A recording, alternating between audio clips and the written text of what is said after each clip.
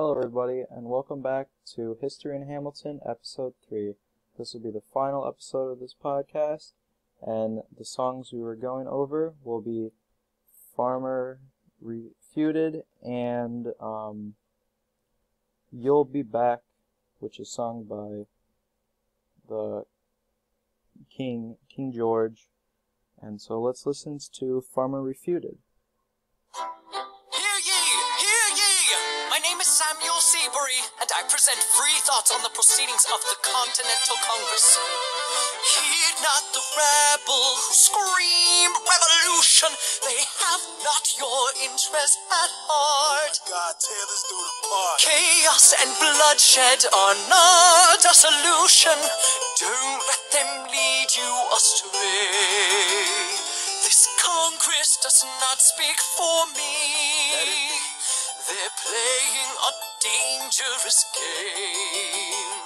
I pray the King shows you his mercy. For shame, for shame. Yeah. Heed not You the all unravel rabble at the sound of screams. scream. The revolution's coming. They The have not have-nots are gonna your win. interest at It's hard heart. to listen to you with a straight face. Chaos and bloodshed already are hard not to solve. a solution. And even talk. Don't And let what them about Boston? lead you Look at the cost astray. and all that we've lost, and you talk This about Congress. does not speak for My me. dog speaks more eloquently With a name a dangerous stream. Your mange is I the pray the King shows you his mercy. Is he in Jersey? For shame, for the revolution. For shame. Plead Repeat yourself again, I'm gonna scream. Honestly, look at me, please don't read. not your interest. Don't modulate the key, then not debate with me. Why should a tiny island across the sea regulate the price of tea? Alexander, please. Bert, I'd rather be divisive than indecisive. Drop the niceties. A message from the King. A message from the King. A message from the King. Alright, so that is Farmers Refuted, and so let's get into this. So the first person who you hear singing is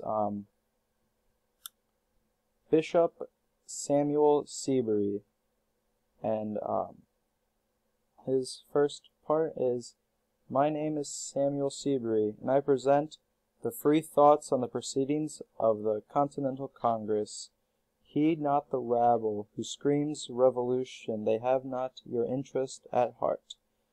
Samuel Seabury was a very strong loyalist who wrote a pamphlet that was spread across the colonies, saying that we should let the king keep ruling us as we have been and just don't fight back. And as I bet you can guess what it was called. It was called the Free Thoughts on the Proceedings of the Continental Congress. And Alexander saw this, and he was like, I have to do something about it. So he published two papers, his first two ever publishings, when he was in New York, and they were called A Full Vindication of the Measures of Congress and Farmers Refuted. Alexander wrote these anonymously by the pen name of A.W. Farmer. The next part is another part from Seabury, and it goes, "Chaos and bloodshed are not a solution. Don't let them lead you astray. This Congress does not speak for me." The bloodshed had already started during this time with the Boston Massacre, and it was where British soldiers shot and killed a few people in Boston, and Hamilton brings this up later, but that's the bloodshed he was talking about, and I'll get more into detail about that later. And as I said earlier, he was a bishop to the church, and the king of the church basically ruled England. So Samuel Seabury basically worked for the king. Another part from Samuel Seabury was, "They're playing a dangerous game. I pray the king shows you his mercy. For shame, for shame." In this part, Seabury is saying the exact opposite of what you'll hear the king saying in the next song, that he will show them mercy if they just stop now, and so there won't have to be as much bloodshed, and so that everyone could go back to their normal lives with the king as the ruler still. And during this section, the next section of the song, Hamilton and Seabury are basically singing against each other, and this is representing Hamilton's papers that he wrote and against Samuel Seabury's papers that he wrote. Chaos and bloodshed already haunt us. Honestly, you shouldn't even talk. And what about Boston? Look at the cost. And all that we've lost, and you talk about Congress?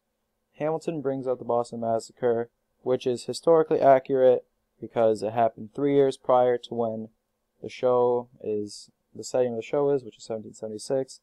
It happened in 1773. And the next part is Samuel Seabury and Hamilton still. I pray the king shows you his mercy. Is he in Jersey? The musical is bringing up this joke saying like, oh, what is he in the colonies? Because it's so hard since he's an ocean away, there's almost no way for the king to hear all these messages and help settle things. And then Hamilton goes this part, why should a tiny island across the sea regulate the price of tea? Hamilton is referring here to the Boston Tea Party, which also happened 3 years before this event. So he would have heard about it, and it was also historically accurate. And then at this section, Burr interrupts Hamilton, and this is what Hamilton says back. Burr, I'd rather be decisive than indecisive. Stop the niceties. Hamilton right here is calling out Burr for not showing a true side and just trying to be a middleman, trying just to act as normally as possible, not openly helping the revolution and not openly not helping it. And Aaron Burr still is trying to keep the low profile of, hey, don't let everyone know what you're saying here.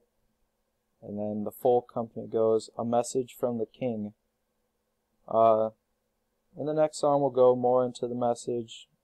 His message is basically about the Boston Tea Party, and so this also gives an idea that the king will receive the message and answer it back in about 3 years in total to hear about something and then have something sent out for everyone to hear. So here is the next song, which is You'll Be Back, which is sung by King George.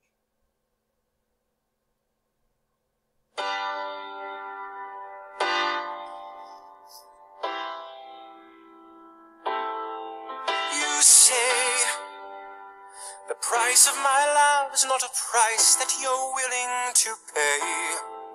You cry in your tea, which you hurl in the sea when you see me go by. Why so sad? Remember we made an arrangement when you went away. Now you're making me mad. Remember, despite our estrangement, I'm your man. You'll be back, soon you'll see. You remember you belong to me. You'll be back, time will tell. You remember that I served you well.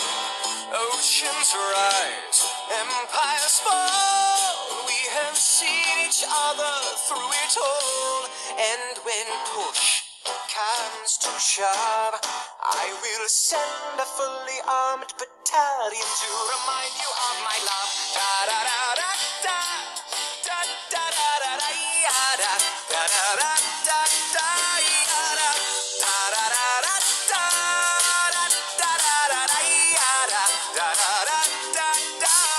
you say our